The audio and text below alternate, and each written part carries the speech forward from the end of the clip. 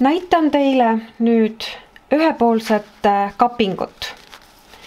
Siis pärast lihtühendusõmblust saab teha edasi ühepoolset kapingut. Ja valmis tööproov on mul siin. Hetkel on siin tegemist ühepoolne kaping, aga 2 õmblusega. See võib olla 1 õmblusega, nii et üks piste rida jookseb hästi servast.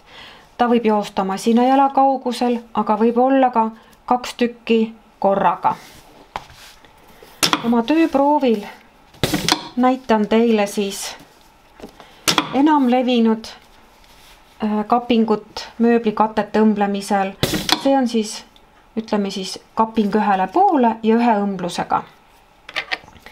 Kuna sadulsepa õmblusmasinatel on topelt jalad ja siis on hästi hea jälgida tagumist jalga niimoodi, et see jookseb mööda seda eelmise õmblusjoont. Ja siis meil tuleb siia serva selline ilus kapingurida. Kõik õmblused algavad ikkagi kinnituspistega. Kinnituspiste ei tohi olla suurem, pikem kui õmblusvaru, ehk siis mitte pikem kui 1 sentimeeter, mis on tavaliselt siis 3–4 pistet. Ja nüüd on näha, mul tagumine tald jookseb mööda õmblusjoont.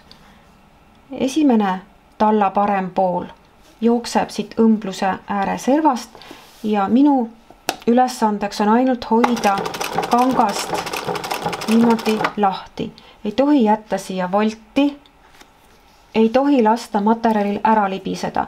Kui te tunnete, et teil hakkab õmblus ära jooksma, kiskuma, siis jätate kohe masina seisma, nõel jääb kangasse, tõstate talda ja lükkate kangast lahku.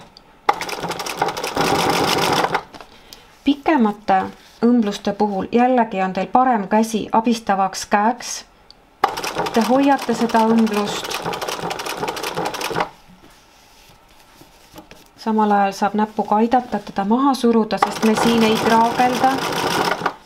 Ja õmblete. Lõpetate kindlasti kinnituspiste.